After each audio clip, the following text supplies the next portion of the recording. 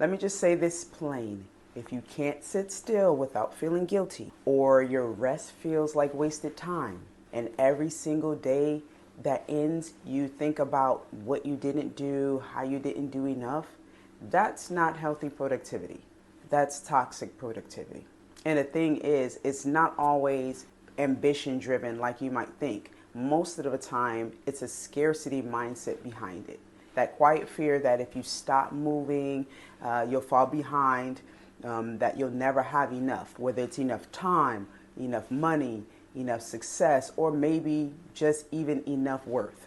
Sometimes I even catch myself out at lunch with friends, enjoying myself, and then there's this sneaky little thought that starts creeping in that I could be working on something right now.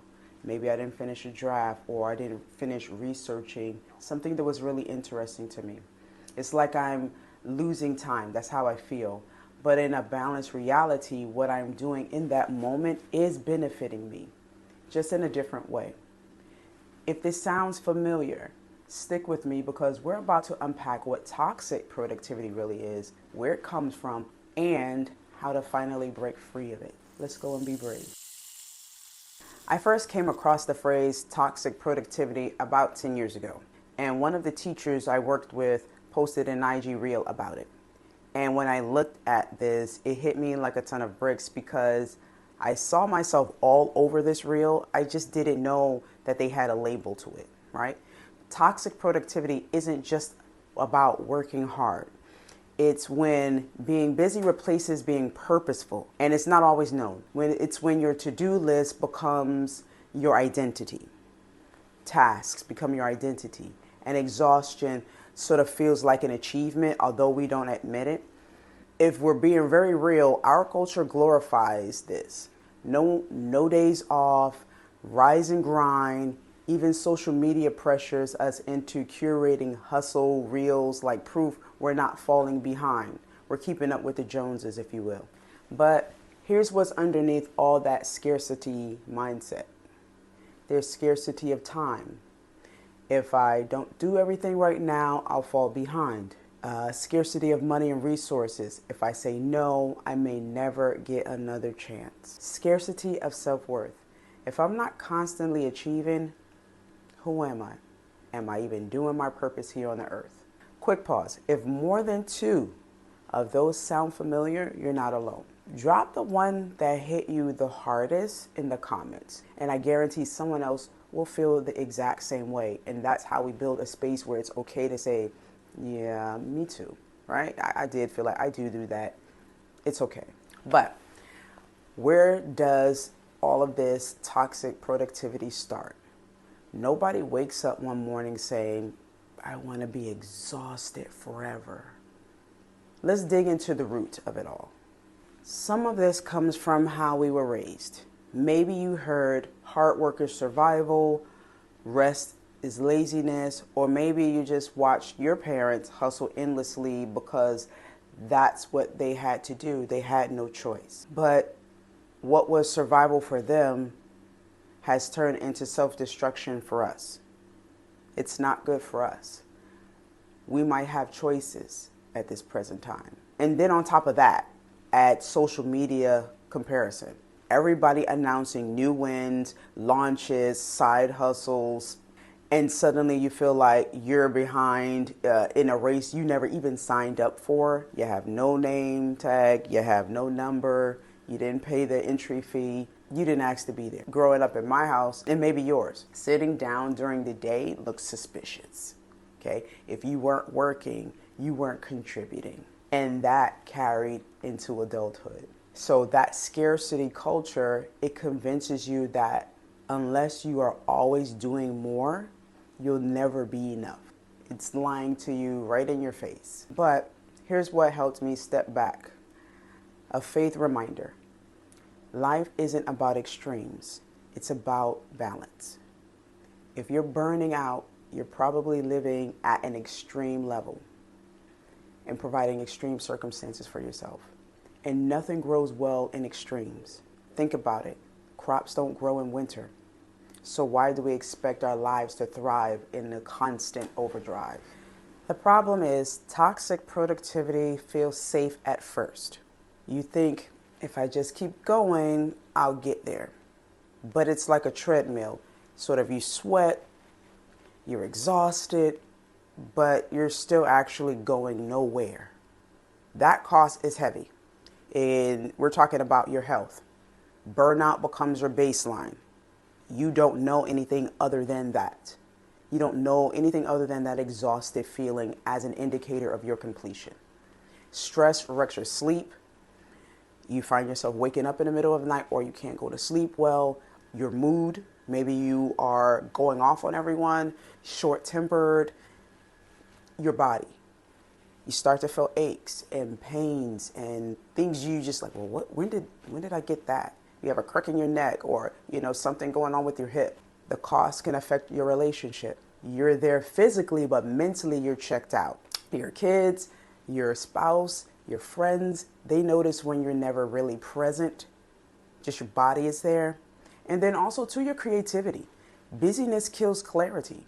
So that's why your best ideas come maybe in those quiet little spaces, maybe in the shower, maybe you walking, maybe you're grocery shopping somewhere. It's the only time your brain finally breathes. And here's the sneakiest cost: guilt. Good old guilt.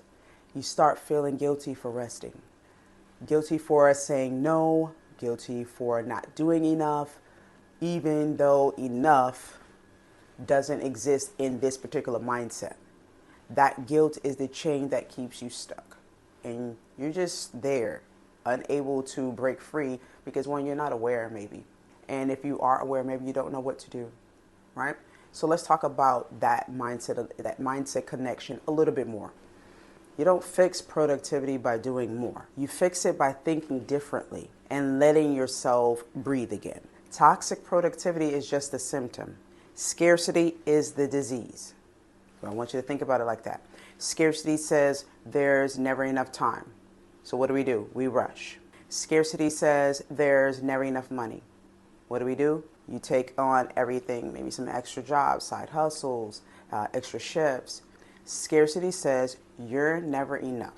So you grind yourself down trying to prove otherwise. You don't know any other way. For me, one of the scarcities that shows up is around time. So as a mom, I feel like I'm always racing against an invisible alarm. I crave deep work, right? But reality-wise, interruptions are constant. It's normal. And then there's that scarcity whisper that comes in and says, you're not doing enough. This is where faith reframes everything. One intentional act carries more weight than 1,000 rushed ones. Scarcity is screaming, do more, while belief is whispering, do what matters, and trust that it will multiply. Trust that everything will be okay. You'll never grind your way into worth. Think about it as the finish line keeps moving. That's why it feels endless, because it is. There is no end to the madness. Switch your mindset. Stop asking, did I do enough? And start asking yourself, did I do what mattered today? That tiny shift will do wonders for how you feel and how you approach the rest of what you need to do. And treat rest like a real appointment, not a luxury. It's an essential. Give it its due. Put some respect on its name. Because when you rest, your brain, body, and spirit get to catch up. Your cells get to rejuvenate. This isn't about lowering your standards. It's more so about raising your quality of life. Imagine achieving your goals and still having the energy to actually enjoy them. Go ahead, imagine it. I'll wait. It's a wonderful feeling, right? That's the win. So here are 3 steps to break free. 1, check the root. Ask, again, am I doing this from fear or purpose? Fear drains you. Purpose fuels you. So what's the point? What's your why? What's the real reason why you're doing something? What's the benefit that you want to get at the end? What's that feeling that you want to feel at the end? Number 2, redefine success. End the day with, did I do what mattered most? Not, did I do enough? Number 3, practice sufficiency. Write it down. What I've done is enough, right? Who I am is enough. It rewires your brain away from scarcity when you start constantly reminding yourself that you're doing enough, you are enough. I once took a day off, a rare day off because I was mentally drained. Normally I'd push through, but I chose rest. I took my children to a quiet park. There was a butterfly house. There was a little reading nook. There were just grounds of greenery where you can walk through the cultured areas. There was a playground, outside trampoline. It was beautiful. And I didn't think about work at all. I allowed myself to be present in the moment and enjoy that with my family. They still talk about it to this day. They still remember it fondly. And so do I, because it reminded me that recovery isn't wasted time. It's what makes sustained productivity possible. It's what makes positive productivity a thing. Toxic productivity feeds on the lie of scarcity. It feeds on it like a rabid dog. Here's the truth that you probably already know, but probably don't admit you are already enough. And we'll constantly need to reiterate that as much as necessary until we get it into our heads that we are already enough. The more you live from that honesty with yourself, the more intentional your work becomes. So here's my challenge for you in the comments. Share one thing you're ready to stop carrying out of fear. Just one simple thing. It doesn't have to be, life-bearing. I know we get a little squirmish about commenting in public, but maybe it's the guilt of rest. Maybe you also go out with your friends or even your family, just sitting around with your family, and in the back of your mind, you're like, well, I could be doing this. I could be finishing that. Maybe it's saying yes to things that drain you. Maybe you need to drop that. Whatever it is, put it down today in the comments. Be brave. Remember, you're allowed to succeed without destroying yourself, without running yourself into the ground.